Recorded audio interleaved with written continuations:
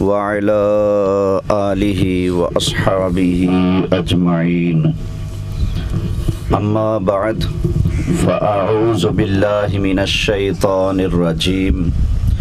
बिस्मिल्लाहिर रहमानिर रहीम।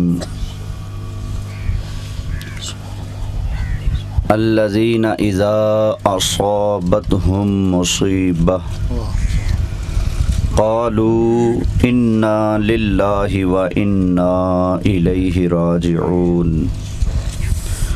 उलाइका अलैहिम सलवातुम मिर रब्बिहिम व रहमा व उलाइका हुमुल मुहतदून। सदक़ल्लाहुल अज़ीम। बड़ी मोहब्बत से नबी पाक सल्लल्लाहु अलैहि व आलिहि वसल्लम की बारगाहे अक़दस में दुरूद व सलाम पढ़कर अपनी अपनी हाज़री आका अलैहिस्सलाम की बारगाह में पेश कर लीजिए। अस्सलातु वस्सलामु अलैका या रसूल अल्लाह, अस्सलातु वस्सलामु अलैका या हबीब अल्लाह, अस्सलातु वस्सलामु अलैका या नबी अल्लाह व अला आलिका व अस्हाबिका या नूर अल्लाह सल्लल्लाहु अलैहि व आलिहि वसल्लम। जगह जी लगाने की ये दुनिया नहीं है, ये इबरत की जा है, तमाशा नहीं है। इंतहाई काबिल सद एहतराम हाज़रीन किराम, मेरे दोस्तों, बुज़ुर्गों और प्यारे बच्चों, इसाले सवाब की और बुलंदी दरजात की महफिल है जो एक ऐसे नन्हे मुन्ने फूल के लिए सजाई गई है कि जिसके जाने पर तकरीबन मैं देख रहा हूँ अक्सर हजरात की आंखें अश्कबार हैं। और भी जगह फौतकियाँ होती हैं, बड़े भी जाते हैं, छोटे भी जाते हैं, लेकिन मैं महसूस कर रहा हूँ ये बच्चा शायद कोई निराला था जिसने इतने सारे हजरात को, सामाइन को रोने पर मजबूर कर दिया है। वो इस अदा से बिछड़ा कि रुत ही बदल गई, एक ही शख्स सारे शहर को वीरान कर गया। अल्लाहु अकबर। दुआ है खालिक़े कायनात उस बच्चे को क़यामत वाले दिन उस हर बंदे को पकड़ कर जन्नत में ले जाए जो उसके जनाजे में आए, जो उसकी कुलखानी में आए, जो उसकी फातिहा के लिए आए। नबी करीम अलैहिस्सलाम के इरशादात तो सुन लिए ना आपने कि नाबालिग बच्चा क़यामत वाले दिन अल्लाह की बारगाह में झगड़ेगा। किसी के अंदर हम में से दम खम नहीं कि मालिक के बारगाह में खड़ा हो जाए और झगड़ा करे, लेकिन नाबालिग बच्चा, नबी करीम अलैहिस्सलाम का इरशाद है, फरमाया वो झगड़ेगा। अल्लाह फरमाएगा चल जा, जन्नत में चला जा। कहेगा या अल्लाह मैं नहीं जाता। अल्लाह फरमाएगा जा, जन्नत तेरे लिए दरवाजे खुले हैं, जिस दरवाजे से मर्जी जा, जन्नत में चला जा। बच्चा, जिसे पंजाबी में हम कहते हैं ना, वीर जाएगा, बच्चा वीर जाएगा। या अल्लाह मैं नहीं जाता। अल्लाह फरमाएगा जा, जन्नत में चला जा। या अल्लाह मैं नहीं जाता। क्यों नहीं जाता? कहेगा या अल्लाह तब तक जन्नत में नहीं जाऊंगा जब तक मैं अपनी माँ और बाप दोनों को जन्नत में साथ ना ले जाऊं। तो फिर बच्चा अपने वालिदैन का दामन पकड़कर उनको जन्नत में दाखिल करेगा। और देखें, हमारे दीन ने हमें तालीम जो सिखाई है, जनाजे की बहुत सारी दुआएं कुतुब अहादीस में आई पड़ी हैं। जो मर्जी दुआ पढ़ लो आपका जनाजा हो जाएगा। लेकिन एक दुआ हम नाबालिग बच्चों और बच्चियों के लिए पढ़ते हैं, बस हु और हा का फ़र्क होता है। अल्लाहुम्मा जअलहु लना, अल्लाहुम्मा जअलहा लना, बस ये फ़र्क होता है।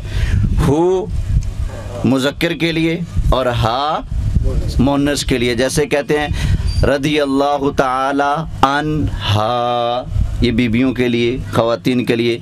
रदी अल्लाह ताला अन हो, ये किन के लिए? मर्दों के लिए। तो उस जनाजे की दुआ में हम दुआ मांगते हैं, या अल्लाह इस बच्चे को क़यामत वाले दिन आगे जाकर हमारा इंतज़ाम करने वाला बना दे, हमारे लिए इसको अजर का बाइस बना दे। या अल्लाह इसको हमारे हक में शफाअत करने वाला बना दे, और ऐसा शफाअत करने वाला बना दे जिसकी शफाअत तेरी बारगाह में कबूल भी हो जाए। ये हमारे दीन ने हमें दुआ सिखाई है। इसका मतलब है लाजिमन ये नतीजा निकला और मानना पड़ेगा, क़यामत वाले दिन नाबालिग बच्चे और बच्चियां अपने वालिदैन के, अपने कुंबे वालों के, अपने करीबी रिश्तेदारों की शफाअत करेंगे, उनका दामन पकड़ेंगे और उनको भी दाखिले जन्नत करेंगे। सोचने की बात है, छोटा सा बच्चा दुनिया से आया और चला गया, अल्लाह ने उसको ये शान दर्जा अता फरमा दिया है, वो जिस पर इशारा कर देगा अल्लाह उसको भी जन्नत दे देगा। ये तो सरकार की उम्मत के एक छोटे से बच्चे की शान है, तो गौसे पाक की क्या शान होगी, हैं? हज़रत अली मुर्तज़ा की क्या शान होगी, हसनैन करीमैन की क्या शान होगी, हज़रत उस्मान गनी, हज़रत मौला उमर, हज़रत मौला सिद्दीक़ अकबर, हज़रत मौला मुश्किल कुशा, इन सरकार के यारों की, महबूब के प्यारों की क्या बात होगी। फिर हज़रत फ़ातिमा ज़हरा की क्या बात है। हुजूर फरमाते हैं, मैंने अपनी बेटी का नाम फ़ातिमा रखा ही इसलिए है कि इस नाम की बरकत से अल्लाह जहन्नमियों को जहन्नम से बरी करके जन्नत में जगह अता फरमाएगा। जब ये सरकार के सहाबा और अहले बैत की शान है, तो अंदाज़ा कीजिए मेरे मुस्तफ़ा की क्या शान है, जो सारे नबियों के इमाम हैं, जो सारी कायनात के दाता हैं, आका हैं, पीर हैं, मलजा हैं, मावा हैं, मौला हैं, जो कुल कायनात के लिए हादी और रहमत बन के आए हैं। इस उम्मत में आने वाला छोटा सा नाबालिग बच्चा जिस पर इशारा डाल दे वो जन्नती बन रहा है, तो नबियों का इमाम फिर जिस पर नजर डालेगा उसकी बिगड़ी क्यों ना बनेगी, हैं?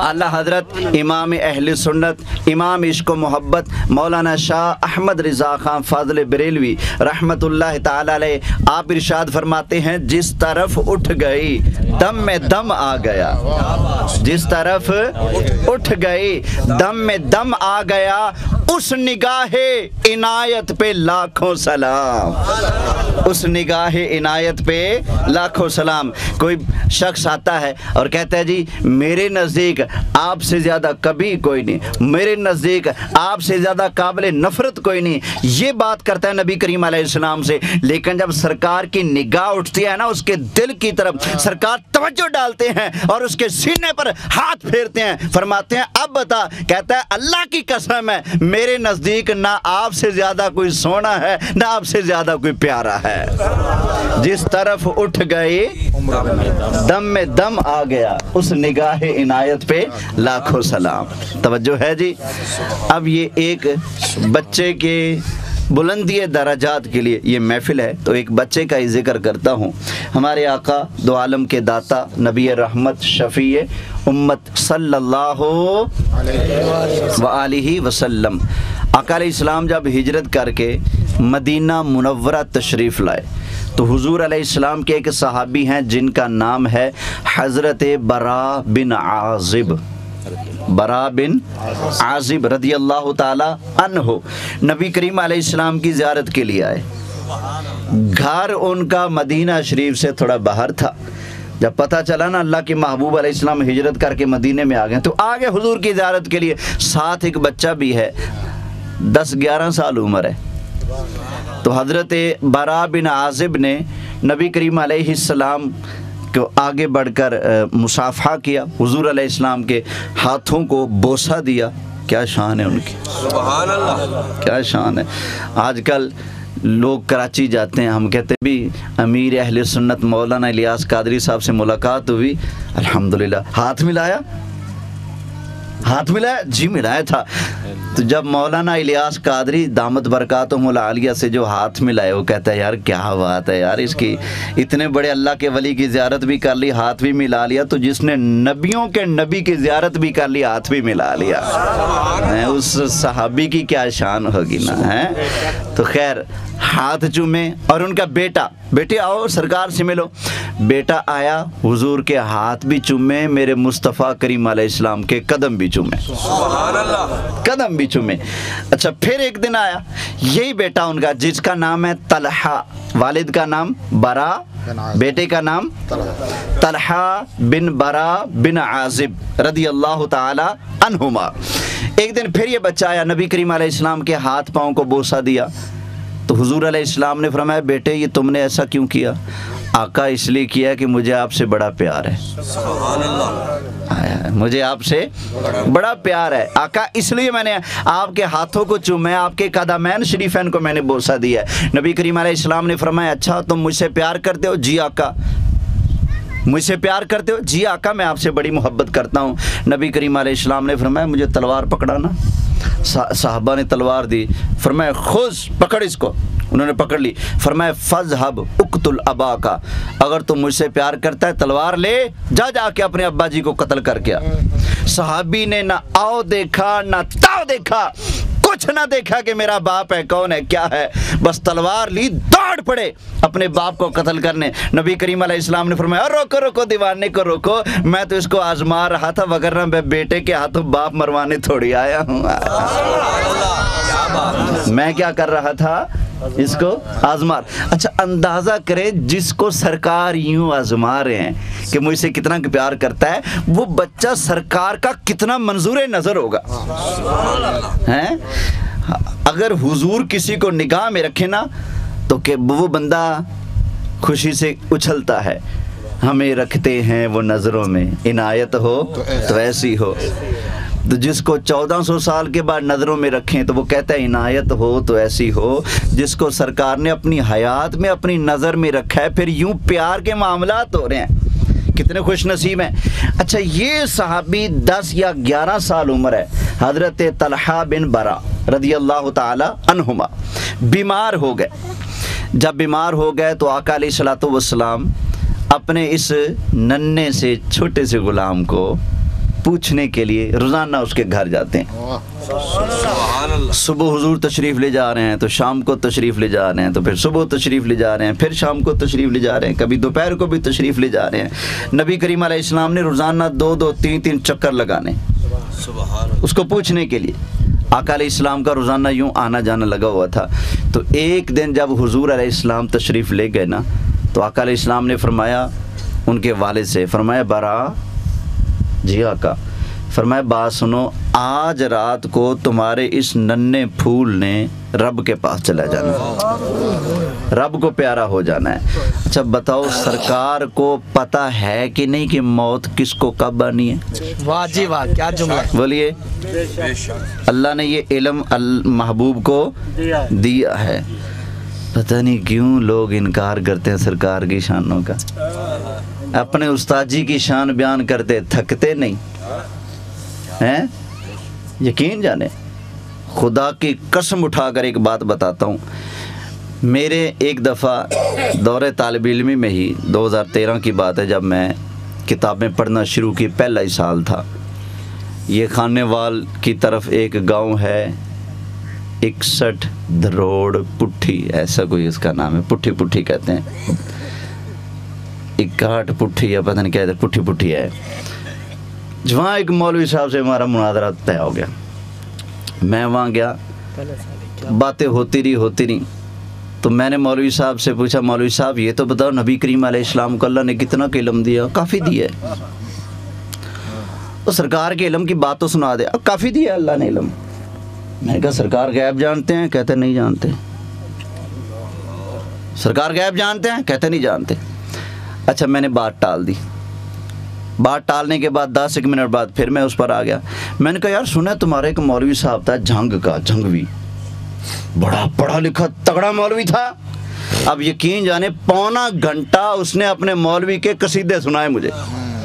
उसने फलां जगह पर ये नुक्ता बयान किया, फलां जगह ये तकरीर की, फलां जगह ये जवाब दिया, फलां जगह ये इल्म का दरिया बहा दिया, इतने शागिर्द बनाए, इतने हाफिज बनाए, इतना बड़ा अल्लामा था, जा पूछो जो पूछो फौरन जवाब देता था। मैंने कहा चलो तेरी बात मैंने सुन ली, जरा सोच। मैंने कहा मैं तुझे रब की इज्जत की कसम देकर बात पूछता हूँ, झूठ ना बोलना। अगर तू झूठ बोले तेरा खात्मा कुफर पर हो, मुझे सच सच बता, झूठ ना बोलना। मैंने कहा मैंने पूछा था सरकार के बारे में, हुजूर का इल्म बता, तूने ऐसी गुत्ती मारी, बात ही टाल गया। तेरे मौलवी की बात आई तो आधा घंटा पौना घंटा लगा के भी थका नहीं, मैंने चुप कराया। ईमान से बता, तू अपने मौलवी की शान ज्यादा बयान करता है या आमिना के लाल के?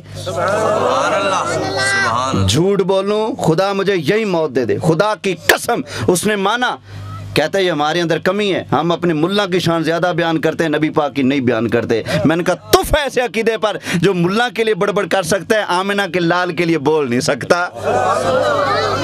तवज्जो है ओ भाई, मानना पड़ेगा अल्लाह ने महबूब को ये इल्म दिया है, कौन कब मरेगा, कहाँ मरेगा और कैसे मरेगा।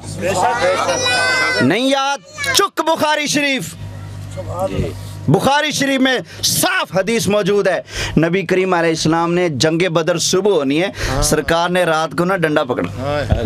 तो जो है अब जरा मैं समझाने के लिए ना, सरकार ने डंडा पकड़ा ना, तो सरकार मैदान का विजिट कर रहे हैं, सरकार ने डंडा पकड़ के ना यूं लकीर लगाई, फरमाया साहबा याद रखना अबू जहल इत्थे डिगेगा। फिर एक लकीर लगाई साइड पे जाकर, फरमाया याद रखना उतैबा यहाँ गिरेगा। फिर एक लकीर लगाई, फरमाया शैबा यहाँ गिरेगा, फुला यहाँ गिरेगा, फुला यहाँ गिरेगा। अगला दिन आया, जंग शुरू हुई, एक एक काफिर करके मरते गए, 70 काफिर मारे गए, 70 पकड़े गए, बाकी दुड़की लगा के भाग गए। साहबा कहते हैं हमने देखा नबी करीम अलैहिस्सलाम ने जिस जगह निशान लगाया था, एक रत्ती बराबर भी कोई काफिर आगे पीछे नहीं हुआ, जहां मेरे आका ने फरमाया वो वहीं आकर मरा। अब बताओ अल्लाह ने महबूब को ये इल्म भी अता फरमाया कि नहीं? बोलिए जरा, तो क्या शान है सरकार की भाई। अब जरा तवज्जो कीजिएगा, सुभान अल्लाह कहिए जरा। आका अलैहिस्सलाम ने फरमाया मेरे गुलामों याद रखना, आज तलहा बिन बर्रा ने वफात पा जाना है, रब के हुजूर हाजिर हो जाना है। तो बात सुनो, जब ये फौत हो जाए ना तो मुझे बुला लेना, मैं खुद आऊंगा, इनका जनाजा पढ़ूंगा, खुद कब्र में उतारूंगा, मुझे बुला लेना। तो उन्होंने कहा आका ठीक है। नबी करीम अलैहिस्सलाम ये फरमाकर वापस आ गए। हजरत तलहा ने बात सुन ली, कहते हैं अब्बा जी इधर आए। जी बेटे। कहते हैं अब्बा जी अगर मैं फौत हो जाऊं ना रात को, रातों रात जनाजा पढ़ के दफना देना, सरकार को नहीं बुलाना, हुजूर को सल्लल्लाहु अलैहि वसल्लम, आका अलैहिस्सलाम को बुलाना। और बेटे तलहा हुजूर आएंगे, कर्म हो जाएगा, हुजूर आएंगे, खुद जनाजा पढ़ाएंगे, खुद कब्र में उतारेंगे, और क्या चाहिए। अब्बा जी कर्म तो बहुत बड़ा हो जाएगा, लेकिन सरकार को नहीं बुलाना। बेटे क्यों? कहा अब्बा जी देखो ना मदीना थोड़ा दूर है, हमारा घर बाहर है, आसपास यहूदियों के घर हैं, रात को नबी करीम अलैहिस्सलाम तशरीफ़ लाएं और खुदा ना खास्ता कोई यहूदी मेरे लजपाल को तकलीफ़ पहुंचा दे, किताबों में लिखा जाएगा ओ एक बंदा था, एक बच्चा था जिसका नाम था तलहा बिन बर्रा, उसका जनाजा नबी करीम अलैहिस्सलाम पढ़ाने गए तो हुजूर पर हमला हो गया था, ये तकलीफ़ नबी करीम अलैहिस्सलाम को पहुँच गई थी। फरमाया मुझे अपने जनाजे की फिक्र नहीं है, मुझे फिक्र ये है कि रात के अंधेरे में कोई दुश्मन मुस्तफा को तकलीफ ना पहुंचाए। क्या बात है, नारे तकबीर, नारे रिसालत, शान मुस्तफा, अज़मत मुस्तफा, मकाम मुस्तफा। वाजिब वाजिब, क्या बात। आप अंदाजा करें इस जुमले में मोहब्बत कितनी है यार, हैं कितनी मोहब्बत है यार, हैं वगरना इतनी बड़ी खुशनसीबी कि आका जनाजा पढ़ाएं, उसको तर्क कर रहे हैं आका के आराम की खातिर, कि हुजूर को कोई अजियत। और ये बात अल्लाह को बड़ी पसंद है, बल्कि अगर मवाजना हो जाए, एक तरफ इस्लाम दूसरी तरफ मुस्तफ़ा का आराम, अल्लाह को हुजूर का आराम पसंद है। सूरह हुजुरात में जाए, कुछ लोग आए नबी करीम अलैहिस्सलाम के दरवाज़े पर मुसलमान होने के लिए। क्या करने के लिए? मुसलमान होने के लिए आए और हुजूर अलैहिस्सलाम के दर अक़दस पर आकर आवाज़ें कसने लगे, या मोहम्मद, ज़ोर ज़ोर से दरवाजे बजाने लगे, बाहर आएँ, बाहर आएँ, बाहर आएँ। गुलामों ने कहा भी इंतज़ार कर लो, आका खुद तशरीफ़ लाएंगे। नहीं नहीं, दरवाज़ा बजाते रहे।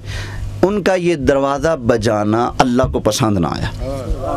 अल्लाह ने फ़ौरन कुरान उतार दिया, फरमाया इन्नल्लज़ीना युनादूनका मिन वराइल हुजुरात अक्सरुहुम ला याकिलून। फरमाया बेशक ये लोग जो आकर आवाज़ें कसते हैं आपके हुजरे के बाहर से, आवाज़ें लगाते हैं, इनमें से अक्सर बेअक्ल है, इनको समझ नहीं। या अल्लाह ये तो नए हैं, इनको तो पता ही नहीं कैसे आना है कैसे जाना है।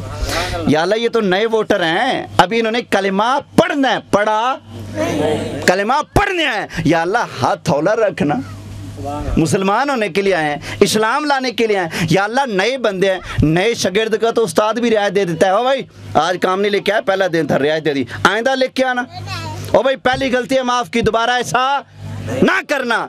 या अल्लाह उस्ताद भी रियायत दे देता है। फरमाया वो उस्ताद शागिर्द की बारगाह, ये अल्लाह के महबूब की बारगाह है। या अल्लाह इस्लाम लाने आए हैं, फरमाया इनका इस्लाम देखूं या अपने महबूब का आराम देखूं।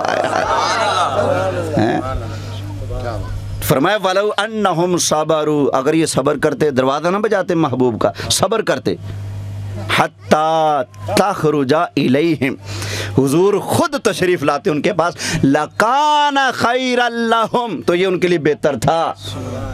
आप अंदाज़ा करें हुजूर की क्या शान है, जिनके घर की इतनी इतनी बारीकियां, अदब व आदाब, प्रोटोकॉल रब कुरान में उतारता है।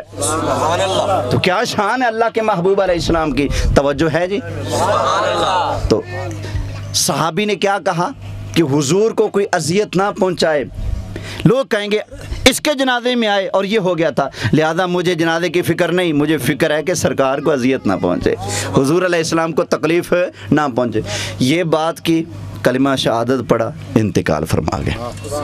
इन्ना लिल्लाहि व इन्ना इलैहि राजिऊन। वो फूल रब की बारगाह में चला गया। अच्छा, उनके वालिद साहब ने रातों रात कब्र बनाई, करीब करीब के साथियों को जमा किया, जनाजा पढ़ाया, दफन कर दिया। सुबह हुई, नबी करीम अलैहिस्सलाम उनके घर तशरीफ़ लाए, तो पता चला फौत की वाले घर जाना मेरे मुस्तफ़ा की सुन्नत है। तवज्जो है, सुभान अल्लाह। हुजूर तशरीफ़ लाए तो आका अलैहिस्सलाम ने फरमाया मैंने तुम्हें कहा नहीं था मुझे बुला लेना, तो क्यों ना बुलाया? आका बुलाना तो चाहते थे, लेकिन आपका दीवाना कुछ हाय हाय ज़्यादा ही दीवानगी दिखा गया, आपसे मोहब्बत में इंतहा कर गया। आका उसने कहा था कि आका को नहीं बुलाना, रात को तकलीफ़ ना पहुँचे आका अलैहिस्सलाम को। आका इसलिए हमने ऐसा कर दिया। तो फरमाया चलो ऐसा करो, फिर सारे इकट्ठे हो जो हम कब्र पे जाते। आका अलैहिस्सलाम ने अपने सहाबा को साथ लिया, अपने सहाबी हज़रत तलहा बिन बर्रा रदियल्लाहु ताला अन्हु की कब्र पर चले गए। फरमाया सफ़े बनाओ, सफ़े बनाई। अच्छा, मसला यह है वली जनाजा जब तक ना पढ़े और जनाजे हो सकते हैं, लेकिन अगर वली जनाजा पढ़ ले तो फिर जनाजा बोलिए नहीं हो सकता। बाप ने जनाजा पढ़ लिया, वली तो पढ़ चुका था, तो फिर अब सरकार ने क्यों पढ़ा? इसलिए तो सरकार तो फिर वलियों के भी वली है ना। सबसे बड़े वली कौन है? हुजूर है ना, अन्नबिय्यु औला बिल मुमिनीना मिन अनफुसिहिम। दो तर्जमे इसके, एक तर्जमा ये है कि नबी पाक मोमिनों की जानों से भी ज़्यादा करीब हैं, एक ये तर्जमा। दूसरा तर्जमा ये है नबी पाक अलैहिस्सलाम मोमिनों पर उनकी जानों से भी ज़्यादा हक़ रखते हैं, यानी मुझ पर मेरी जान का इतना हक नहीं जितना मेरे जिस्म पर मेरे मुस्तफ़ा का हक है। नबी करीम अलैहिस्सलाम किसी आज़ाद बंदे को फरमाए कि तू मेरा गुलाम है, तो उसके ऊपर वही अहकाम मुरत्तब होंगे जो एक गुलाम पर हुक्म मुरत्तब होते हैं। इतनी पावर है मेरे मुस्तफ़ा करीम अलैहिस्सलाम की। तवज्जो है। तो सरकार क्योंकि सब के वली हैं, फरमाया बनाओ सफ़े, सफ़े बना ली, जनाजा पढ़ा। आका अलैहिस्सलाम ने इमामत फरमाई, जनाजा हो गया। अब जनाजे के बाद सरकार ने पता है क्या किया, जो आज हमसे लड़ते हैं ना जनाजे के बाद हाथ ना उठाओ, उनके अपने बुजुर्गों ने लिखा है, आका अलैहिस्सलाम ने जनाजा पढ़ा सहाबी का, दुआ के लिए हाथ उठा दिए और अर्ज की, या अल्लाह अल्लाहुम्मा अलकी तलहता वहुवा यदहकु इलैका व अंता तदहकु इलैक। या अल्लाह तुम मेरे गुलाम तलहा बिन बर्रा बिन आजिब से इस हाल में मुलाकात फरमाना, या अल्लाह जब ये तेरा दीदार करें तो ये देखकर मुस्कुरा पड़ें तुझे देखकर, और या अल्लाह जब तू इनको देखे तो तू भी इनको देखकर अपनी शान के मुताबिक मुस्कुरा पड़े। आया है सुभान अल्लाह। हुजूर अलैहिस्सलाम ने खुद उनके जनाजे के बाद दुआ मांगी है। अच्छा, फिर ये बच्चे तो वैसे ही नबी करीम अलैहिस्सलाम को बहुत प्यारे थे, बहुत प्यारे थे। हज़रत तलहा हों, आपके अपने नवासे हों, या इसके अलावा मदीना शरीफ के बच्चे हों, आका अलैहिस्सलाम को बच्चों से बड़ा प्यार था। मेरे आका अलैहिस्सलाम जब सवारी पर तशरीफ़ ले जा रहे होते ना, तो बच्चे देख कर दौड़ पड़ते, आका तशरीफ़ ला रहे। तो नबी करीम अलैहिस्सलाम बच्चों को, कुछ को अपने आगे, कुछ को अपने पीछे, दाएं बाएं सबको बिठा लेते। चलो भाई, सरकार उनको झूले दिया करते थे। एक साहबी हैं हज़रत अनस रज़ी अल्लाह ताला अन्हु, आपकी वालिदा हुजूर के पास छोड़ गई, आका ये आपकी खिदमत के लिए। वो फरमाते हैं 10 साल में हुजूर की खिदमत में रहा, कभी मेरे मुस्तफ़ा करीम अलैहिस्सलाम ने मेरी किसी खता पर, गलती पर उफ तक ना फरमाया। इतना प्यार किया करते थे। एक दफ़ा नबी करीम अलैहिस्सलाम हज़रत इमाम हसन मुजतबा और हज़रत इमाम हुसैन रज़ी अल्लाह ताला अन्हुमा अपने नवासों से प्यार फरमा रहे थे। तो एक शख्स आया, उसने कहा जी मेरे 10 बच्चे हैं, मैंने आज तक किसी को नहीं चूमा, आप हैं बच्चों को चूमते हैं। यानी वो ये समझता था कि टौर इसमें है कि बंदा ना चूमे बच्चों को, लेकिन उसको क्या पता था सारी टौरें मुस्तफ़ा के कदमों पर कुर्बान हैं। कहने लगा जी आप बच्चों को चूमते हैं, मेरे तो 10 है, मैं तो नहीं चूमता।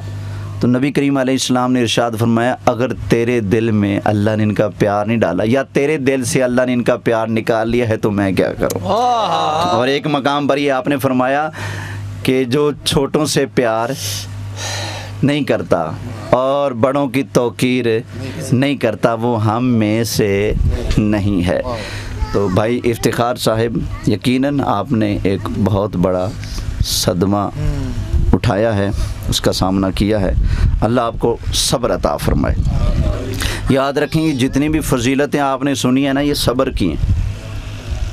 जन्नत मिलेगी, बच्चा शफात करेगा, जन्नत में लेके जाएगा। अल्लाह फरमाता है मैं जब किसी मोमिन बंदे के बच्चे की रूह कब्ज़ करता हूँ तो उसके लिए जन्नत के अलावा कोई अजर नहीं। ये सारी रिवायतें, हदीसें, फ़ज़ाइल, फजीलतें तब मिलेंगी जब आप अल्लाह के अमर पर राज़ी रहेंगे।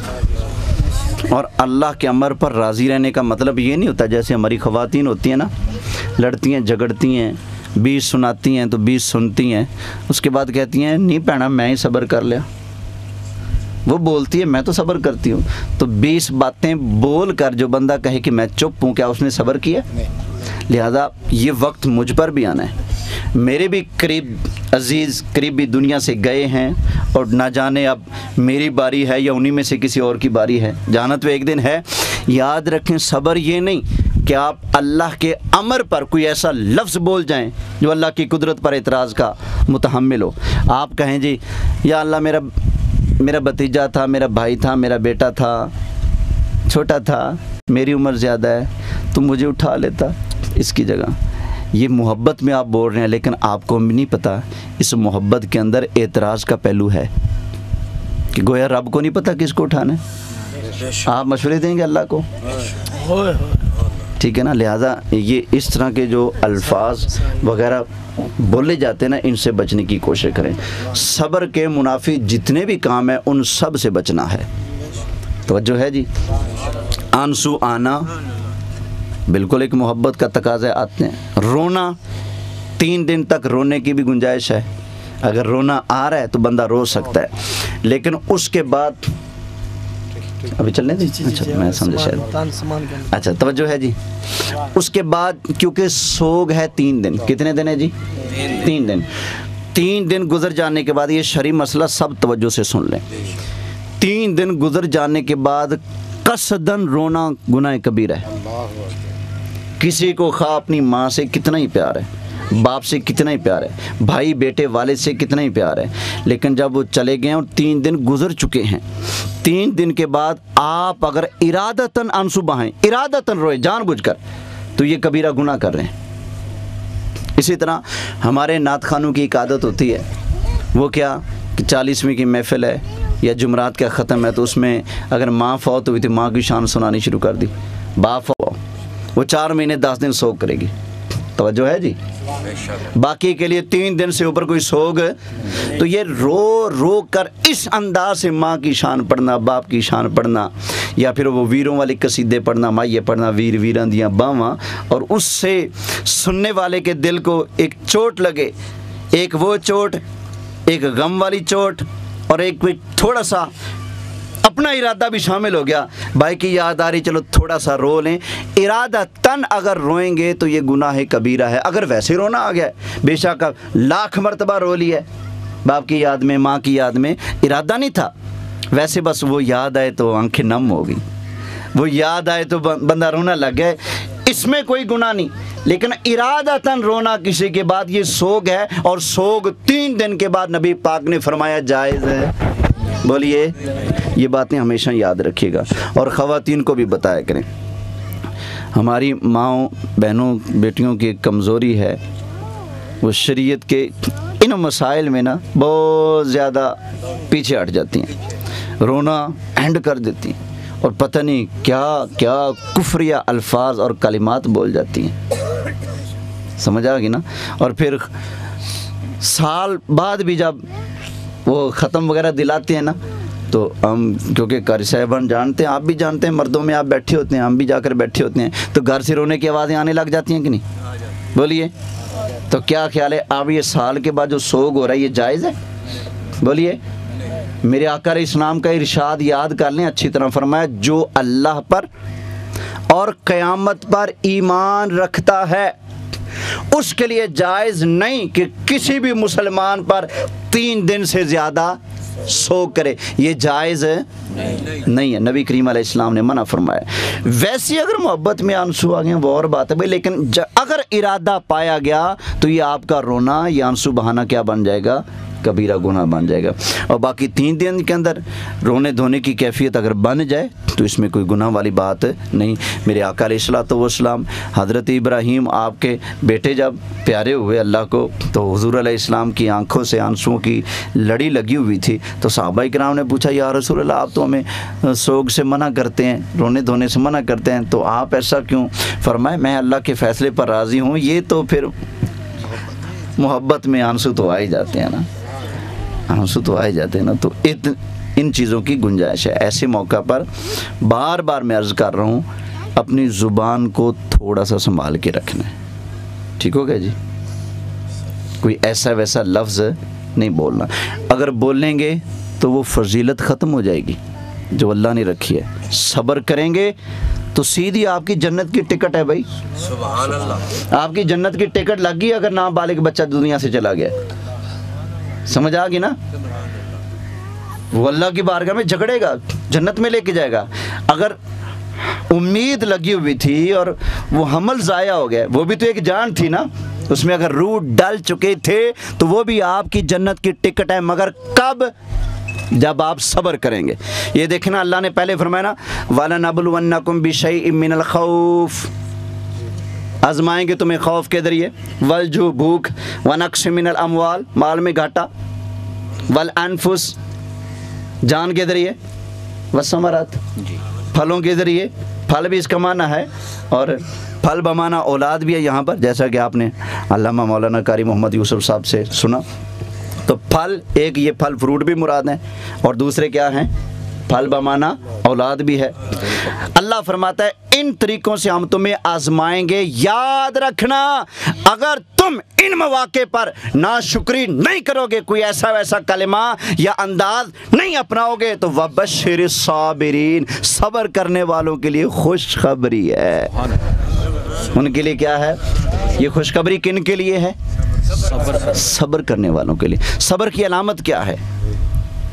जब मुसीबत पहुंचे, सदमा पहुंचे, पता लगे डकैती होगी, पता लगे कोई बंदा मारा गया, पता लगे एक्सीडेंट हुआ, बाजू टूट गया, पता लगे आंख ज़ाया होगी, निगाह चलेगी, कोई भी मुसीबत टूट पड़े, फसल तबाह हो गई, किसी ने पैसे छीन लिए, कोई भी नुकसान हुआ है आपका, आपकी माल का, जान का, औलाद का, खेत का, फलों का, किसी भी तरह से कोई भी आपका जानी माली नुकसान हुआ है, तो आप अगर बेसाख्ता उसी वक्त कहते हैं इन्ना लिल्लाहि व इन्ना इलैहि राजिऊन, तो ये सब्र की अलामत है। फौरन अल्लाह को याद करे, कहे इन्ना लिल्लाहि व इन्ना इलैहि राजिऊन, हम अल्लाह के लिए हैं और उसी की तरफ जाना है। ये माल क्या है? हमने भी जाना है भाई। बकरी मार गई, भाई बकरी क्या है? मैंने भी मरना है। तेरा माल उठ गया भाई, माल क्या है भाई? मैंने भी जाना है। व इन्ना इलैहि राजिऊन, मैंने भी, हमने भी उसी की तरफ जाना है। तो जब आप किसी भी सदमे पर अल्लाह को ना भुलाएं, बल्कि अल्लाह को फिल फौर याद करें और अपनी मौत को भी याद करें, सब्र का मुजाहरा करें, तो यकीन जानिए जन्नत आपका इंतज़ार कर रही है। और फिर ये वो लोग हैं जिन पर अल्लाह की सलवात है, अल्लाह की रहमत है। तो अल्लाह ताला ऐसे मौक़ों पर हमें सब्र करने की तौफीक अता फरमाए। तवज्जो सुनिएगा, तवज्जो है। अभी एक ताज़ी सी एक बात है, उस पर थोड़ी सी गुफ्तगू कर लेता हूँ। तो लंबे में मौलाना तारिक जमील साहिब, देवबंदी मसलक से उनका ताल्लुक़ है, अगरचे उनके और हमारी अकीदे की राहें जुदा हैं। कौन सी? अकीदे की राहें जुदा हैं। उनका अकीदा और है, हमारा अकीदा और है। उनका अकीदा रसूल के चाहने से कुछ नहीं होता, हमारा अकीदा जिस तरफ उठ गई दम में दम आ गया। उनका अकीदा नबी पाक को गैब की कोई खबर नहीं, हमारा अकीदा क़यामत तक आने वाली करोड़ों गैब की खबरें अल्लाह ने मुस्तफ़ा को अता फरमा दिया।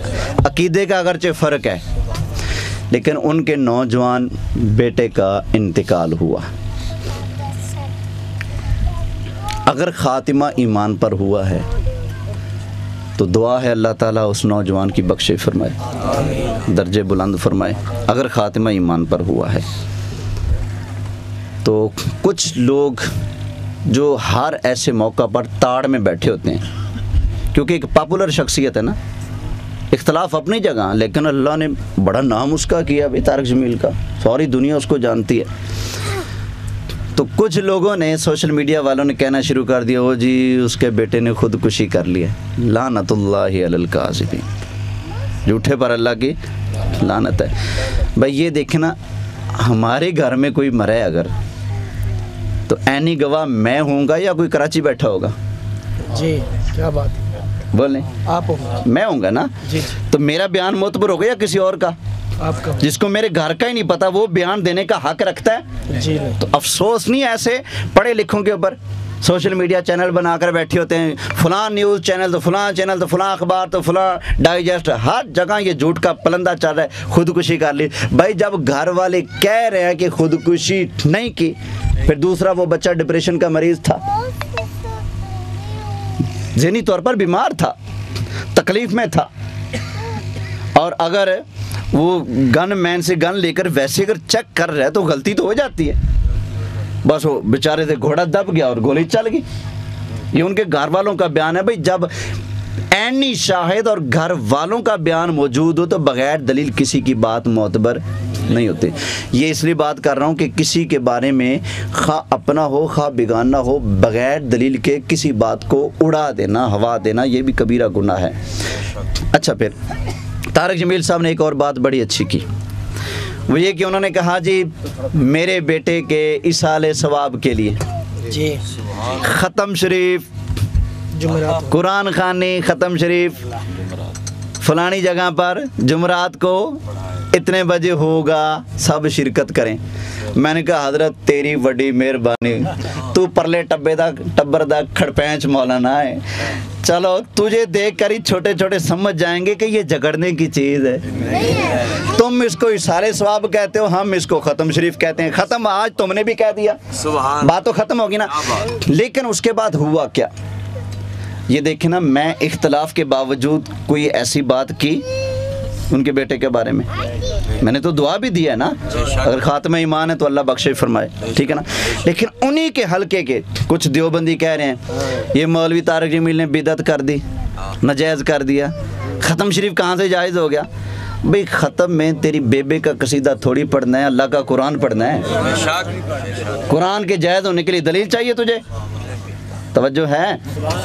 तो छोटे छोटे मेंढक उठ रहे हैं। अब भाई मुझे इतना बताओ, तुम्हारा तजर्बा ज़्यादा है, तारिक जमील का तजर्बा ज़्यादा है, तुम ज़्यादा पढ़े हो, वो ज़्यादा पढ़ा है, तुम उसके शागिर्दों के सामने भी शायद बैठने वाले चूचे ना बांध सको, वो सारी दुनिया घूम कर बैठा हुआ है, क्या उसको इल्म नहीं है? उसने जो ख़त्म दिलवाया खामखा दिलवाया। कहते हैं जी कुरान और हदीस से साबित नहीं।